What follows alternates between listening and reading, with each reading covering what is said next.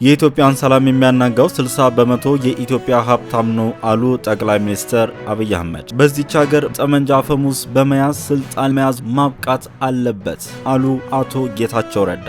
እስራኤል በየመን የወደብ ከተማ ላይ ጥቃት ፈጸመች። ሰላም ጤና ይስጥልኝ። ይህ ዴሊ ኒውስ ነው። የዛሬውን ዜናዎችን ይዤላችሁ መጥቻለሁ።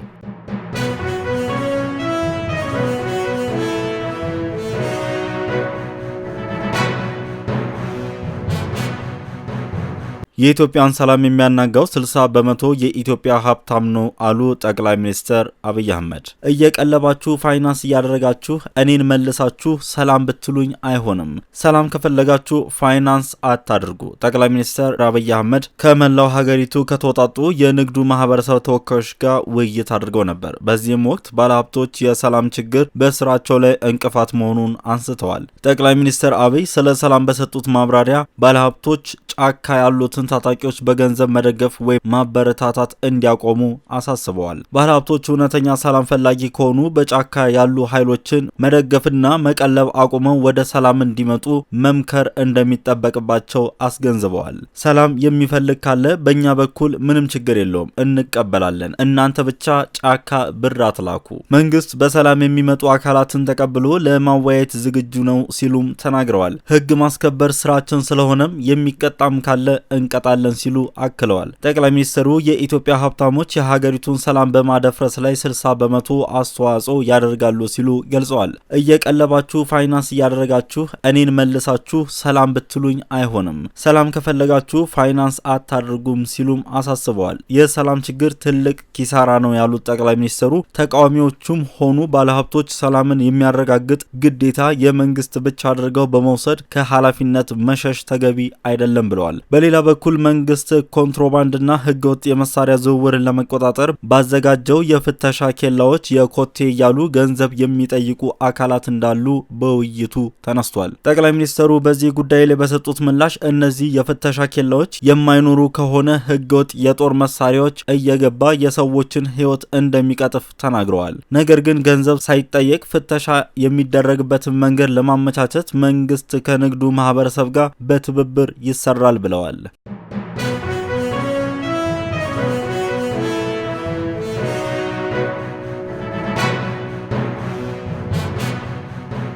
በዚች ሀገር ጠመንጃ አፈሙዝ በመያዝ ስልጣን መያዝ ማብቃት አለበት አሉ አቶ ጌታቸው ረዳ። ከትግራይ ተገፍቼ ወጥቼ ወደ ስደት እንዳልሄድ አገሬና ህዝቤን የማገለግልበት እድል ነው የተሰጠኝ። ይህ እድል እንዳገኝ ላመቻቹልኝ የኢፌዴሪ ጠቅላይ ሚኒስትር አመሰግናለሁ ብለዋል። የጠቅላይ ሚኒስትሩ የምስራቅ አፍሪካ ጉዳዮች አማካሪ ሚኒስትር ጌታቸው ረዳ ቲቢኤስ ከተባለ ቴሌቪዥን ጣቢያ ጋር ባደረጉት ቃለ ምልልስ ነበር ይህንን ንግግር የተናገሩት። ከ90 ደቂቃ በላይ በነበራቸው ቆይታ በቅርቡ በፌዴራል መንግስት ስለተሰጣቸው ኃላፊነትና ስለ ትግራይ ጦርነቱ በፕሪቶሪያ የሰላም ስምምነት ካቆመ በኋላ በክልሉ ጊዜያዊ አስተዳደር የነበራቸውን የፕሬዝዳንትነት ኃላፊነት አስመልክተው ተናግረዋል። ሚኒስትር ጌታቸው ረዳ በቅርቡ በፌዴራል መንግስት ስለተሰጣቸው የስራ ኃላፊነት ምን አሉ የሚለውን አጋራቸዋለሁ። ከትግራይ ተገፍቼ ወጥቼ ወደ ስደት እንዳልሄድ ሀገሬንና ህዝቤን የማገለግልበት እድል ነው የተሰጠኝ ሲሉም ይህ እድል እንዳገኝ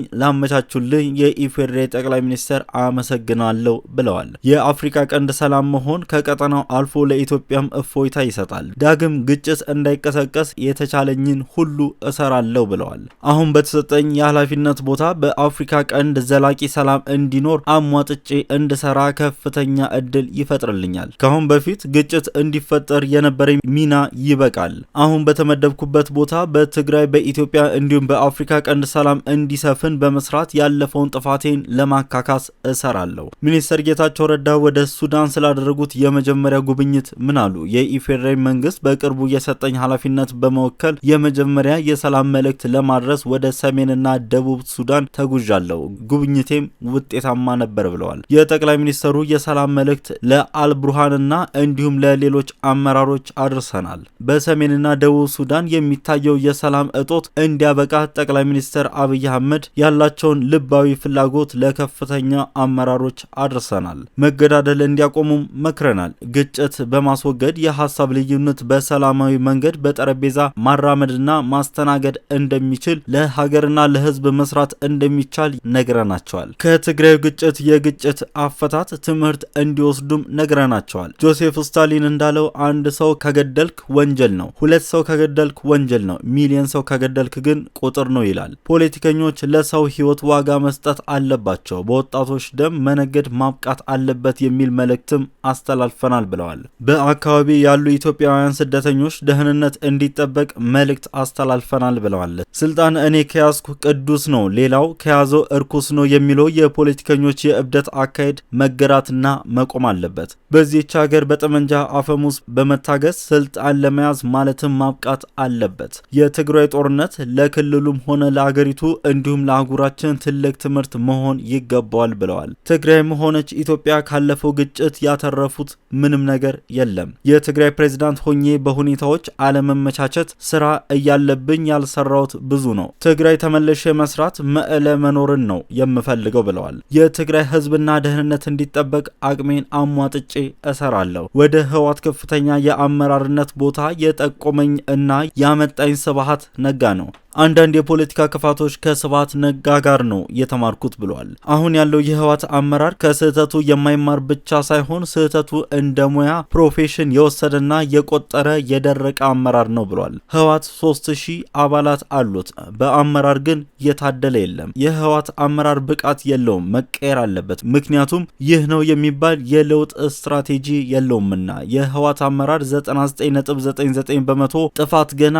አልተጋለጠም። የህወሓት አመራር ሙሉ በሙሉ ከትግራይ ህዝብ ጫንቃ መውረድ አለበት። የትግራይ ህዝብ በማስያዝ መቋመር ይብቃ።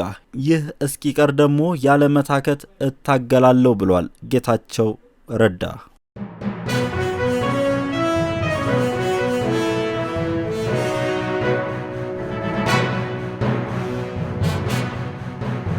እስራኤል በየመን የወደብ ከተማ ላይ ጥቃት ፈጸመች። የእስራኤል ጦር የየመን የወደብ ከተማ በሆነችው ሁዴይዳ ላይ በአንድ ጀንበር ጥቃት ፈጽሟል። የእስራኤል ጦርና የሁቲ ቁጥጥር ስር ያሉ ሚዲያዎች እንዳስታወቁት ለሰብአዊ እርዳታ ቁልፍ በሆነችው በሁዴይዳ ከተማ ላይ ጥቃት መፈጸማቸው ዘግበዋል። የሁቲ አማጽያን በእስራኤል ላይ የሚያደርሱትን ጥቃት እስካላቆሙ ድረስ የአየርና የባህር ጥቃት ሊቀጥል እንደሚችል አንድ የእስራኤል ባለስልጣን ተናግረዋል።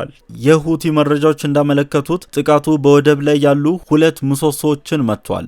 የእስራኤል ወታደራዊ ኃይል ሁቲዎች ለወታደራዊ ዓላማ በሚጠቀሙባቸው የባህር ወደቦች ላይ ሚሳኤሎች መተኮሳቸው የባህር ኃይል መርከቦችን ተጠቅሚያለው በማለት ኃላፊነቱን ወስዷል። የሁቲም ሆነ የእስራኤል ሪፖርቶች ለጉዳቱ የገለጹት ነገር የለም። በየመን ምዕራባዊ የባህር ጠረፍ ላይ የምትገኘው ሁዴይዳ በ2014 ዓ.ም በጀመረው ጦርነት ወቅት በሚሊዮኖች የሚቆጠሩ የየመን ዜጎች ለምግብና ሌሎች ሰብአዊ እርዳታዎች ዋና መግቢያው ወደብ ነች።